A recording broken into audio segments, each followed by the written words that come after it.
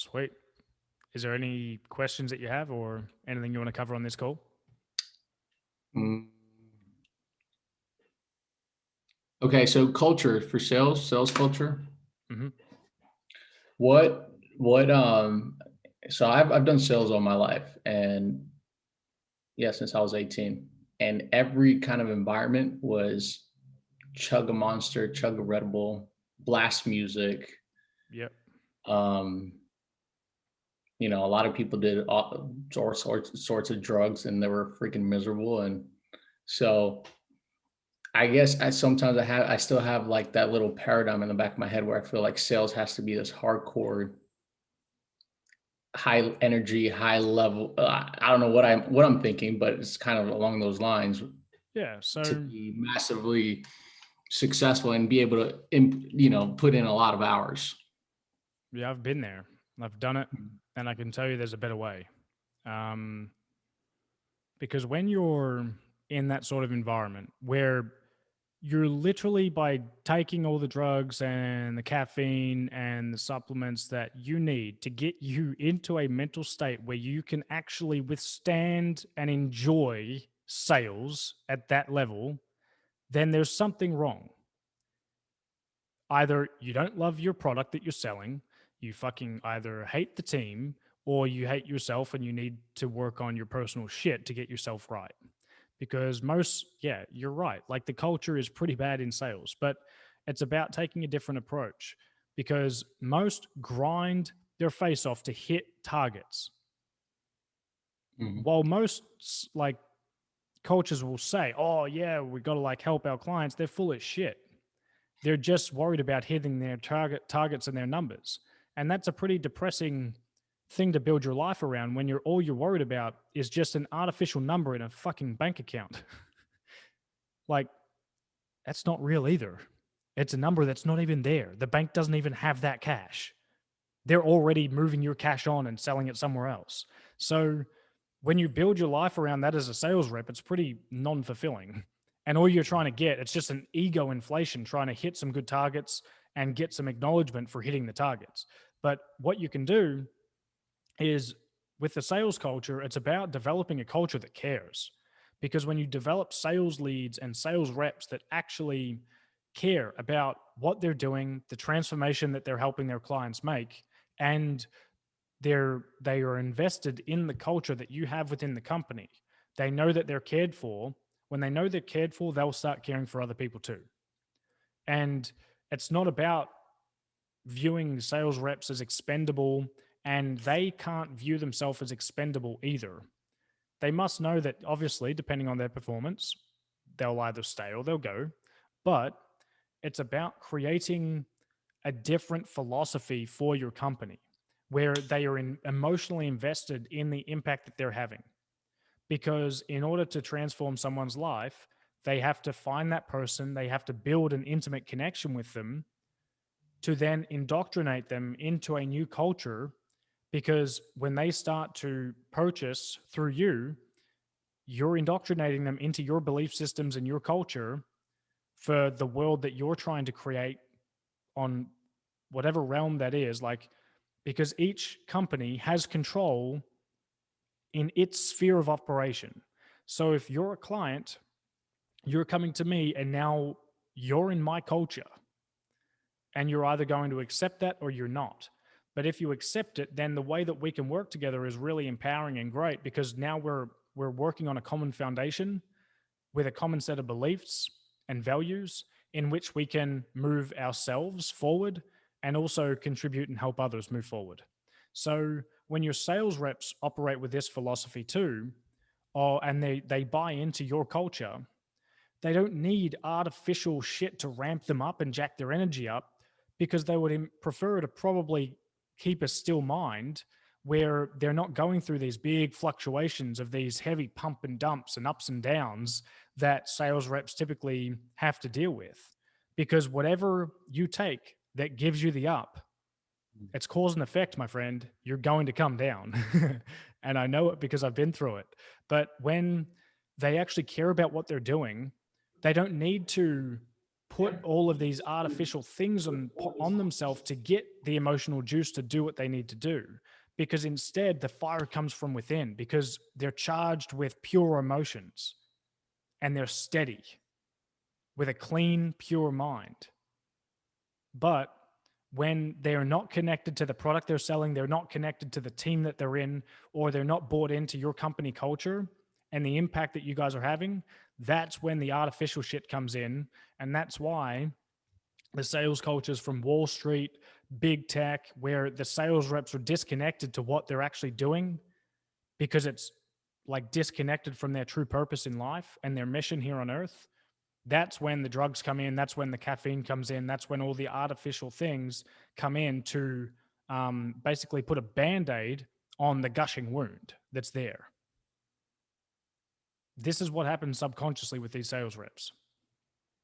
So if you're trying to force someone to do what they don't internally want to do, they'll probably have to take something to do it. But when everyone is united and in integrity with what they're doing, what they're selling, then yes, if sales reps are used to this toxic culture, they're going to have to go through the pain of coming back to a steady state. They're going to have to crash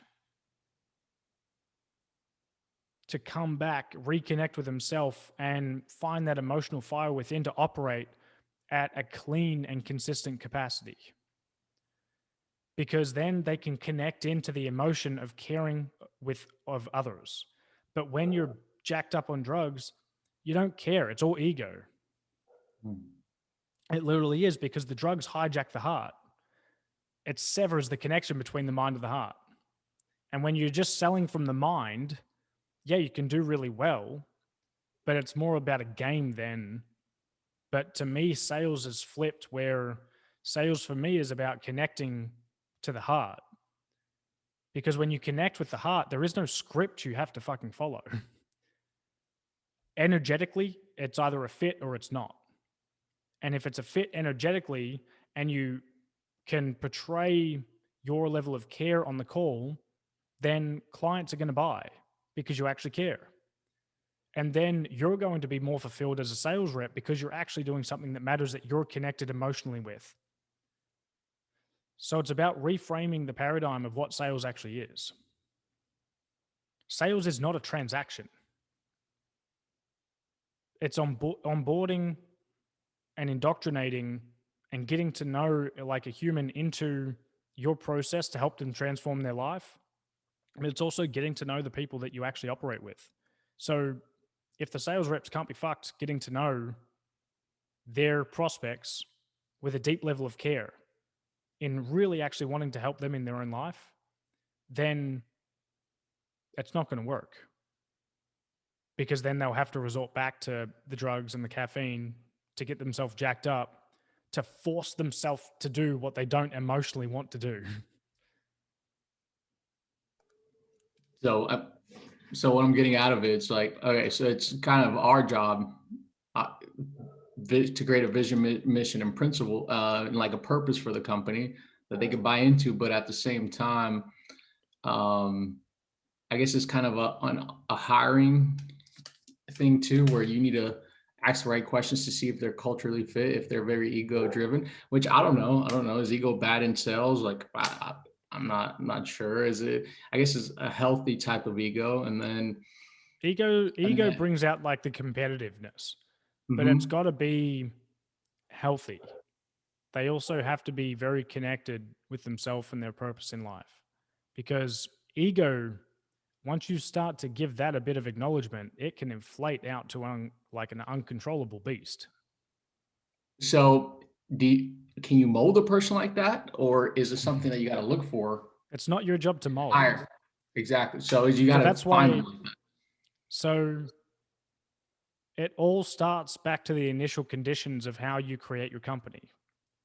Because if you create it out of ego and you create it without a vision, without a mission, without principles, they are the initial conditions which creates the initial culture from which you grow your company, because the initial conditions are like the seed. You don't just create a seed and hope it, like, you don't plant a tree and hope it's going to become a plant, because the initial conditions of the seed, it's genetically different. So the DNA of your company is your vision, your mission, and your principles. That's why, like, literally last year, I I bought the domain for UnitedMind, had the idea for the business at the very beginning of the pandemic. But then I waited so long to launch this sucker. And what was I doing with my time? I was trying to understand the fucking world and the greater depths of the universe so I could literally create a solid foundation, mission, and vision. Because without knowing the truth of reality, I would create an artificial mission and vision that actually wasn't my truth. And I could not start hiring people and indoctrinating them into this culture if I wasn't absolutely certain and sure of my culture that I was building myself. So I sacrificed a year in business to get the mission and vision right. I chose to not, like, besides the one-on-one coaching clients I had, I chose not to make any additional income, to just have time to research like a madman and figure our reality out. Because once I figured reality out, I could then find my truth and my purpose. And I did a lot of soul searching to find what I was all about within. So then I could create, because business is an expression of yourself. So it's not about creating a mission and vision that's just going to go, and you're going to like go stick up on the wall, be like, here, fuckers, read this. That's what we're about. It's like when you actually get the mission and vision right, it bleeds from you. It's your blood, it's in your bones, because it's in your own DNA yourself. The words are just the expression. So when you get that deep with yourself, you'll attract the right people. And you'll know if someone tries to work for you that's not a right fit, you're like, whoa, I'm not letting you in my house to fuck up my genetics and my DNA for this culture, because the team and the mission is too important. It's not about whether you're going to get results. It's like, hey, if you suck with us in the very beginning, that's okay, because skills are teachable. You can teach and train skill sets. But what's much harder is to completely revamp and transform someone's heart and mind. And that's when, like, as soon as I started actually putting the website out with the mission and the vision there, and yeah, I tweaked it over time. Like, it's okay, you go through different versions of it, but that's a play of words. You'll know, because your core essence of who you are and what you're trying to create, it'll become apparent within, where you can speak about it. And then it's about being able to articulate it, obviously in a mission and vision in writing, but you feel the core essence of who you are and what you're about and what your company stands for.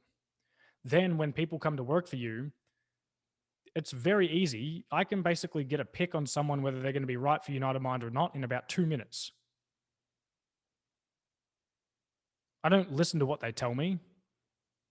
I just look at them and what they do. What do they stand for? Where are their values? What are their principles?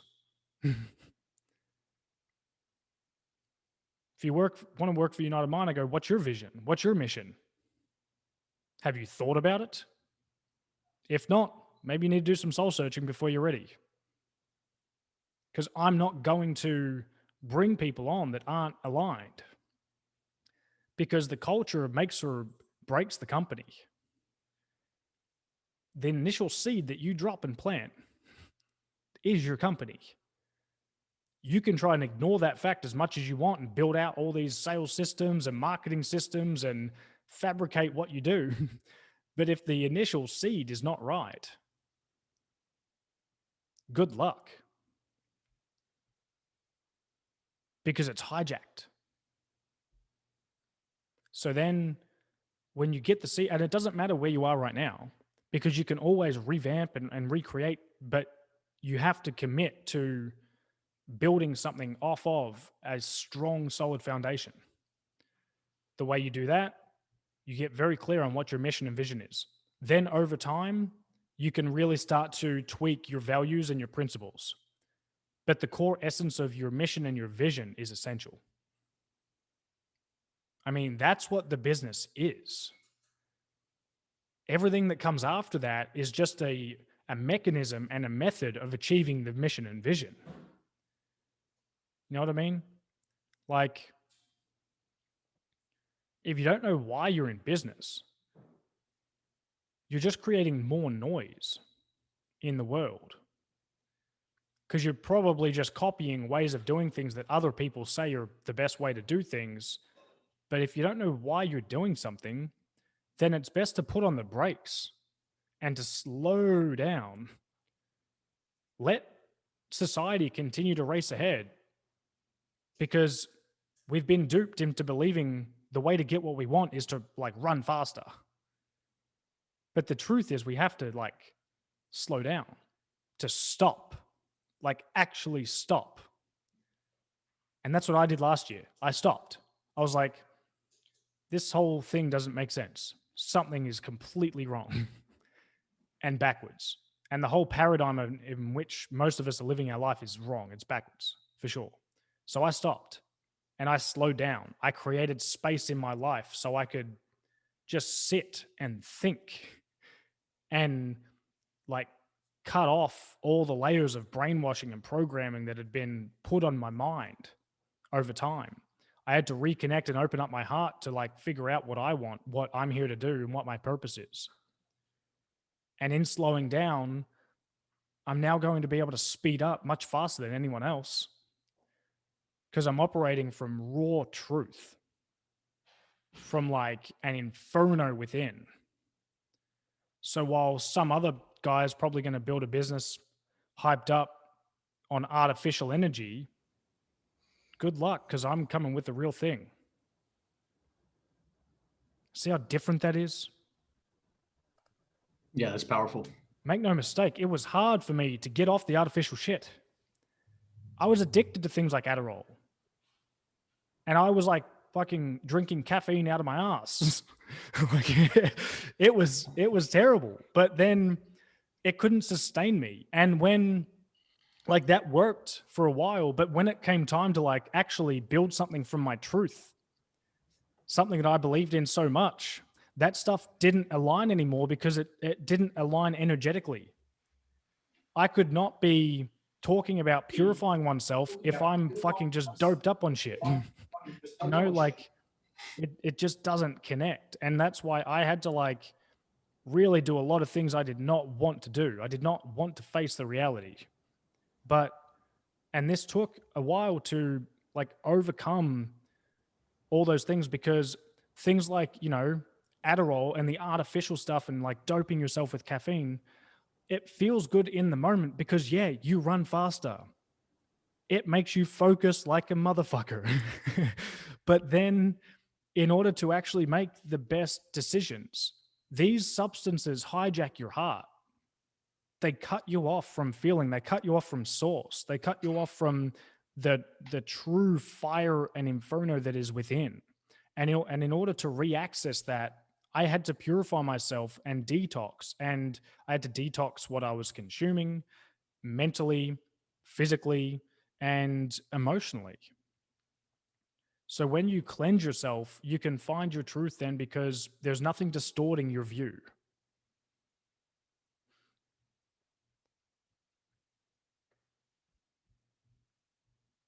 And when you build your life, when you're on this shit, you literally create a lie, because it's built upon lies. The artificial stuff in your body is a lie, and it hijacks your own truth. So the reason I say this is because I'm not just talking about like chemicals that you put in your body. I'm talking about everything. Because all of your inputs, you are the sum of your inputs. And if you're inputting toxic shit, then you're just going to get toxic out. You'll get out what you put in. So start putting in the good stuff. And you don't have to have the answer straight away. That's what I struggled with the most. I knew that to find my, like, to be ready to actually grow a company, I had to find my truth. And I knew that finding my truth would be very hard. And I knew I'd have to make some big sacrifices. And I knew that every ounce of my being would want to move forward and run when I was in that phase of sitting still. And it goes against all of your programming from your entire life, because you see society, you see other views of like other people succeeding because they're running quickly. But you've got to take the long-term approach. Like, if you're not doing what you were born to do, it's okay to question it all. It's okay to just sit still, because what you're not just building a company, you're building the future of your life. And this stuff isn't easy for people to hear, because for some it might be, whoa, intuitively I know that I'm not meant to be in this business and I'm going to have to go through the phase of building something new.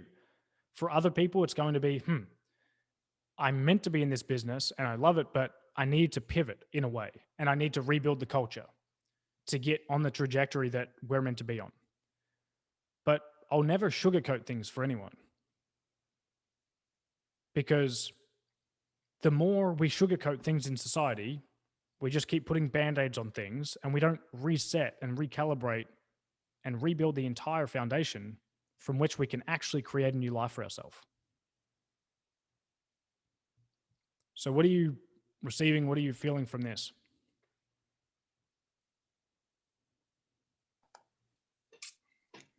Just it boils down to work on yourself. It's all, everything is just an extension of me personally, anything that I create. So getting right with that. And I guess when I hopped on the call is essentially kind of what you were talking about. Like, we got to become the change we want to see in the world, and create these ripples, the ripples towards your team, the ripples towards your family. And it could be negative or positive, but it's up to you, and just do more inner work. Because here's the thing, when you're creating a culture, it literally comes down to, do you have the ability to stand off with each person in your team and confront them and look at them in the eye and know that you're telling the fucking truth? Because if you're not, they will influence you and your culture, because you will accept their standards for operating.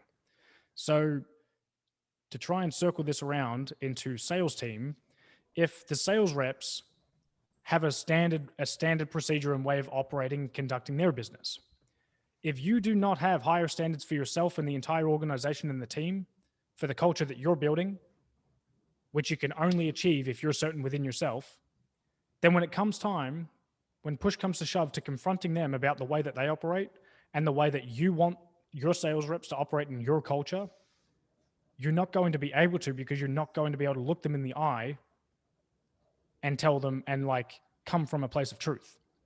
Because when you have no lies, when you have no dark spots that need hiding, when you are authentic and you show up and you tell the fucking truth every single time, no matter how bad it hurts,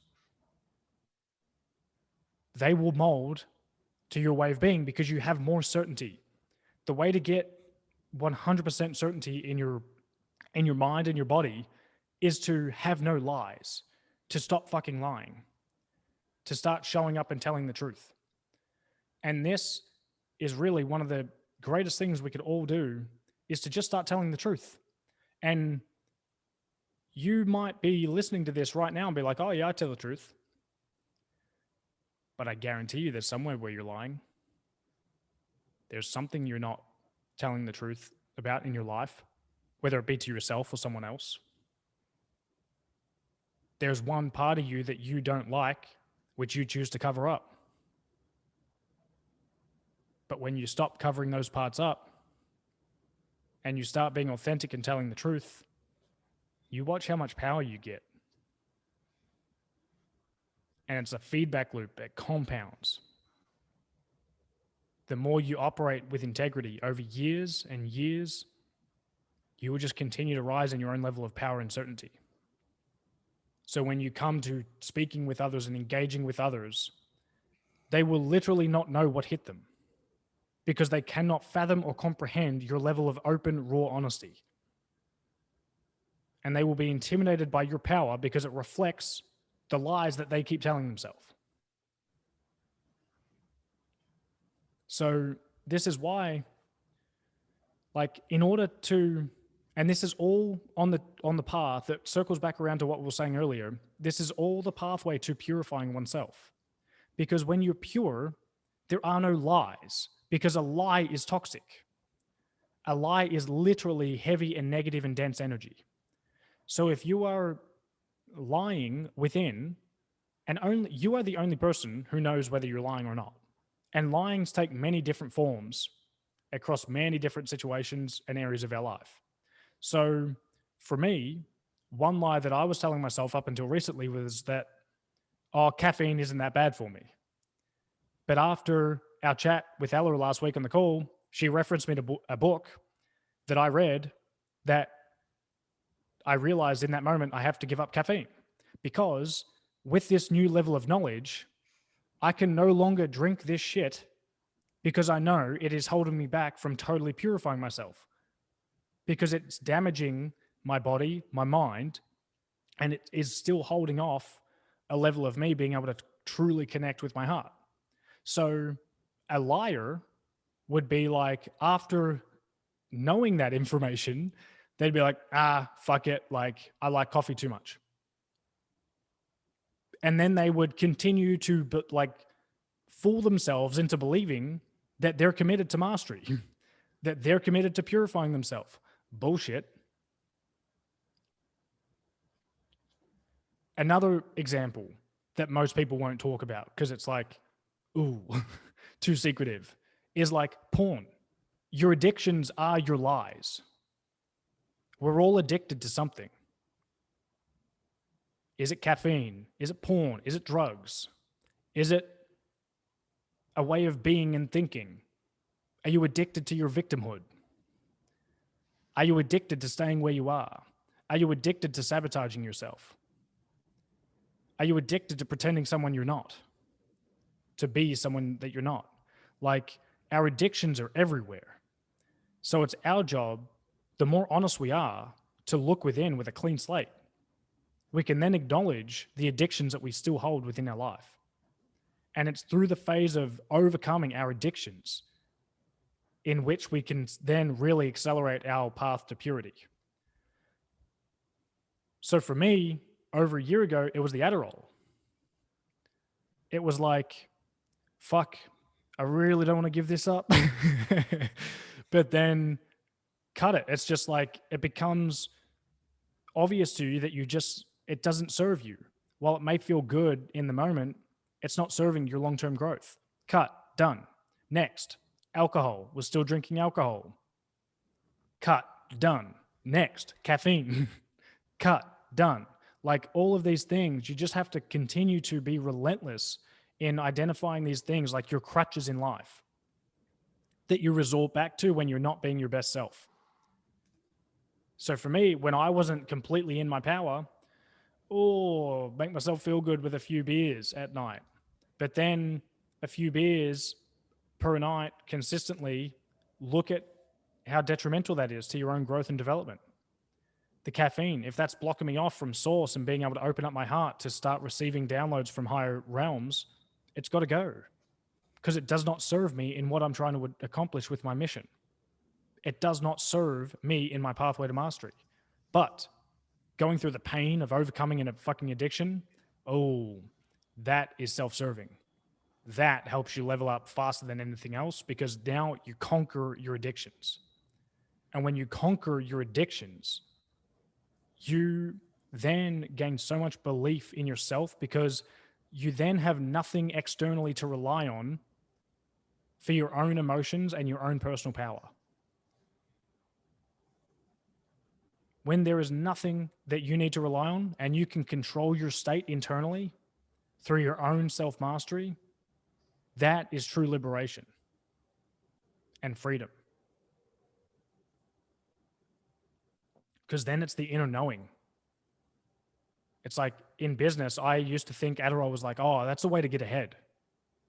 That's a way to like start working harder and faster and more than anyone else. But then I realized, I was then being mentored by a guy called Garrett, and he is like a 40-year-old who had been through a lot of what I went through, had a lot of similar addictions to me, but he had mastered it and overcome himself and was the complete master of all of his emotions. And I saw how much personal power he had. And I was like, man, this guy would run rings around me. So then for me, it was like, I want to be that. I want to be the person that has completely mastered themselves with no crutches, no blind spots, completely open and authentic. And then I want to face off with people who are still lying, because I will crush them. Because internally in their soul, there's a blind spot, there's a gap that they haven't been willing or haven't been able to muster the strength to acknowledge. True strength is not determined by where you are right now. It's about what you're willing to do to get where you want to go.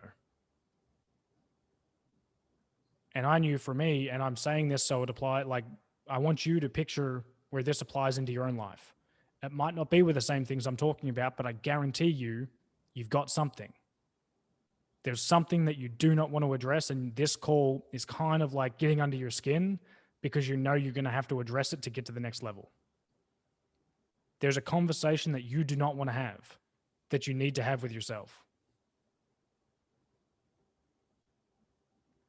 And if you've overcome a lot of things, the details get small. It's like a smaller and smaller thing. Like the changes that you make are smaller and smaller. It might not be a big thing like cutting out alcohol, but it might be something like, well, yeah, I'm not consistent with implementing this thing in my life, or I'm still allowing myself to eat these foods. So it might be like, it's about understanding that the level of there is no end to the level of detail. It might be that you're not meditating consistently. It might be that you're meditating for 20 minutes, but you're unwilling to go and experience prolonged meditations because you're not willing to sit with yourself for an hour. So maybe it's that. But my challenge to you is to find what that is and be willing to muster the courage over the coming months to master it and purify it. Because it is in the seeking of all those toxic things in our life, whether it be thoughts, actions, emotions that we have, and purifying them through transmutation.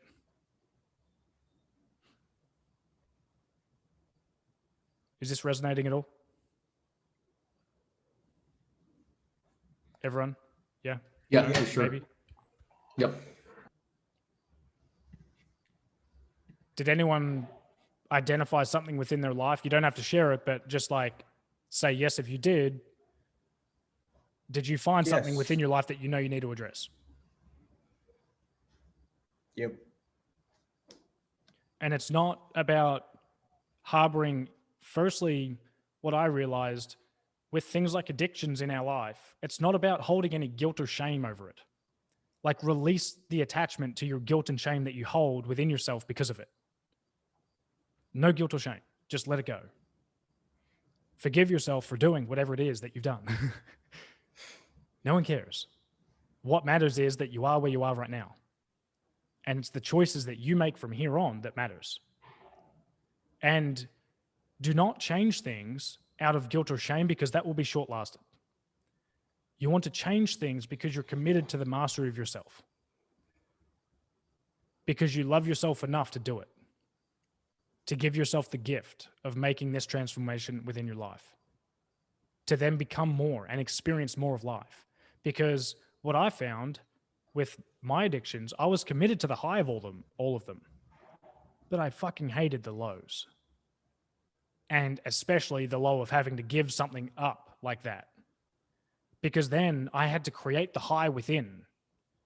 I couldn't just take something, I couldn't take a drink or a pill that was going to give me the high anymore. If I wanted to feel good, I had to make myself feel good from within, which is the hardest thing because that means you have to take responsibility for your life. Feeling lazy and bored? The easy path, go watch some porn. The hard path, sit in meditation and purify yourself and let the emotional juices flow and transmute that sexual energy into your mastery, into your pathway and your pursuit of what you're trying to create in your life.